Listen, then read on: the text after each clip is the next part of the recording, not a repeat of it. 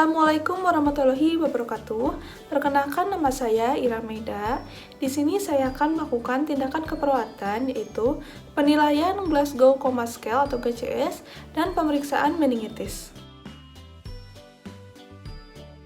Untuk tindakan yang pertama, di sini saya akan melakukan penilaian Glasgow Coma Scale. Nah, penilaian GCS ini digunakan untuk menilai tingkat kesadaran seseorang. GCS ini merupakan skala dengan nilai 15 yang menilai tingkat kesadaran seseorang, meliputi dengan respon membuka mata, respon verbal, dan respon motorik. Nah, masing-masing kategori mempunyai nilai numerik dalam bentuk skala.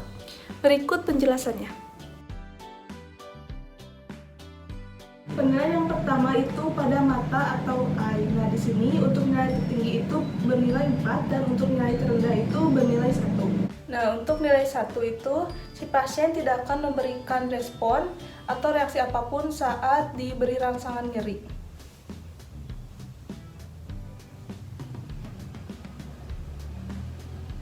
Seperti itu. Jadi pasien tidak memberikan respon apapun sama sekali. Dan untuk nilai 2, si pasien akan memberikan respon ketika diberi rangsangan seperti nyeri, seperti ini. Untuk nilai 3, pasien akan membuka mata atau memberikan respon ketika saat diperintah. Ibu, tolong buka matanya, Ibu. Seperti itu. Nah, untuk nilai 4, jadi pasien akan merespon tanpa diberi rangsangan nyeri atau apapun. Seperti ini, jadi sudah saja spontan buka mata. Untuk selanjutnya adalah verbal atau bicara. Untuk poin tertinggi pada penilaian ini adalah nilai 5, dan untuk nilai terendah itu nilai 1. Nah, untuk nilai 1, pasien tidak akan merespon apapun saat ditanya. Ibu namanya siapa, Ibu? Nah, tidak ada respon apapun, berarti itu bernilai 1. Nah, untuk nilai 2, ketika pasien ditanya hanya akan mengeluarkan suara merintih atau bergumam seperti ini. Ibu namanya siapa, Ibu? Seperti itu. Nah, itu bernilai 2. Nah, untuk selanjutnya itu nilai 3, si pasien ketika ditanya itu jawabannya itu tidak akan nyambung seperti ini. Ibu namanya siapa, Ibu? Bantang. Ibu tahu ini di mana? Salema. Nah, seperti itu. Jadi jawabannya itu tidak nyambung dan ini bernilai 3. Nah, untuk selanjutnya itu ada nilai 4. Jadi pasien akan, ketika ditanya itu pasien akan menjawab seperti kebingungan. Ibu tahu ini sedang di mana, Ibu? Rumah sakit. Seperti itu. Itu bernilai 4. Nah, selanjutnya itu nilai tertinggi itu 5. Pasien akan ketika ditanya itu akan respon dengan nyambung ketika ditanya seperti nama, kemudian tempat, seperti itu. Ibu tahu namanya siapa, Ibu? Linda. Di sini Ibu sekarang tahu ini lagi di mana? Di rumah sakit. Nah, seperti itu. Itu nilai tertinggi yaitu 5. Nah, selanjutnya itu ada penilaian respon motorik. Untuk nilai tertinggi adalah 6 dan untuk nilai terendah itu 1. Nah, untuk nilai 1, pasien itu tidak akan memberikan respon apapun ketika dirangsang nyeri, seperti ini.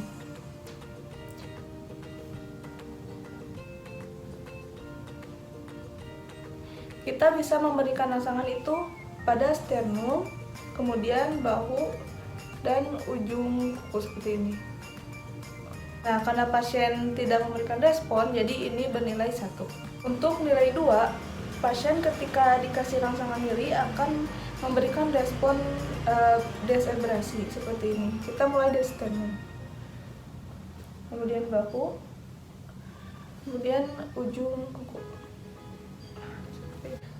Nah, pada nilai 3, ketika pasien diberikan rangsangan nyeri, pasien akan memberikan respon dekortikasi atau fleksi abnormal. Seperti ini. Seperti itu. Nah, untuk nilai 4, ketika pasien diberikan rangsangan nyeri akan memberikan respon lokalisir rangsangan nyeri seperti ini. Seperti itu.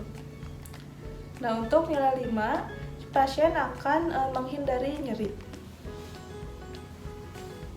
seperti itu. Untuk nilai tertinggi atau nilai 6, pasien akan mengikuti perintah sesuai yang kita kasih, seperti ini.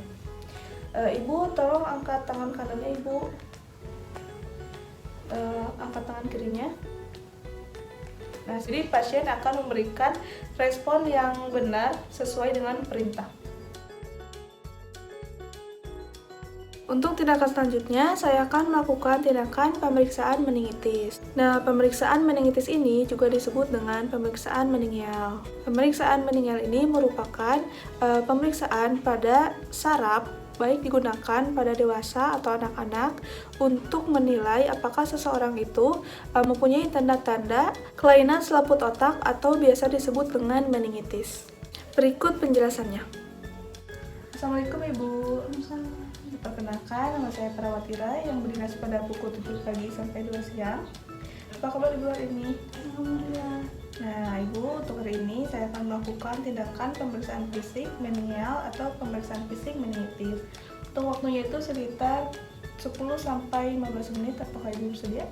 Sedia. Baik.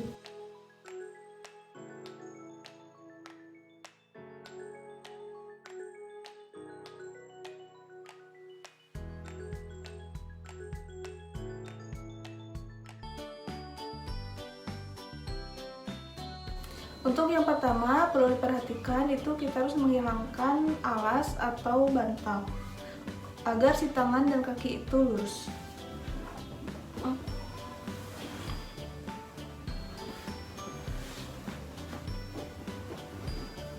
Yang pertama adalah pemeriksaan kaku kuduk. Nah, di sini kita harus dapat membedakan apa itu kaku kuduk dan kudu kaku. Untuk yang pertama itu kudu kaku, merotasikan kepala ke kiri dan ke kanan. Nah, jika ada pertahanan, hentikan pemeriksaan meningial. Artinya pasien ada ketahanan di lehernya, bukan permasalahan di kepalanya atau di otaknya, seperti itu. Yang kedua itu adalah dengan cara doropleksi kepalanya, meminta pasien untuk melemaskan kepalanya seperti ini. Nah, jika ada pertahanan, berarti si pasien ini mengalami kekakuan. Nah, biasanya kekakuan itu terjadi pada kaku tetanus. Nah, untuk selanjutnya itu ada pemeriksaan kaku kuduk. Dengan cara letakkan tangan kiri di leher pasien, kemudian tangan selanjutnya di sternum pasien. Kemudian lakukan fleksi seperti ini. Nah, di sini dikatakan positif kaku kuduk jika si dagu pasien menyentuh sternum kurang dari 2 jari. Nah, untuk pemeriksaan selanjutnya adalah pemeriksaan lasek. Lakukan dengan cara letakkan tangan kanan kita di bawah kaki, kemudian tangan kiri kita di pahanya. Kemudian fleksikan sampai ke atas. Seperti ini. Dikatakan positif jika dilakukan fleksi, lihat ekspresi pasiennya itu jika kelihatan nyeri itu positif. Nah, selanjutnya itu ada pemeriksaan Kernig. Dilakukan dengan cara letakkan tangan kanan di bawah kaki dan tangan kiri di bawah paha. Kemudian fleksikan 90 derajat seperti ini. Nah, kemudian fleksikan lagi ke atas. Jika kurang dari 130 derajat, berarti ada tanda-tanda positif. Jangan lupa untuk melihat mimik wajah pasien, ada kelihatan nyeri ataukah tidak. Nah, untuk pemeriksaan selanjutnya sama dengan pada pemeriksaan kaku kuduk, yaitu meletakkan tangan pada bawah kepala, kemudian pada sternum, kemudian fleksikan. Nah, jika ada refleks fleksi pada kaki itu bisa menjadi tanda positif. Nah, kemudian ada pemeriksaan Brudzinski 2. Ini dilakukan sama dengan pada pemeriksaan Kernig. Fleksikan 90 derajat. Kemudian ekstensikan.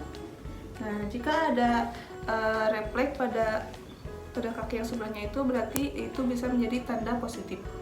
Nah, kemudian ada pemeriksaan Brudzinski 3, yaitu dengan cara melakukan penekanan pada oksi zygomatikus. Ini.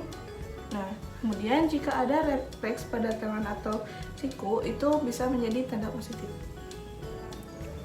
Nah, seperti itu. Nah, selanjutnya itu ada pemeriksaan Brudzinski 4. Di sini dilakukan penekanan pada bagian atas simfisis pubis.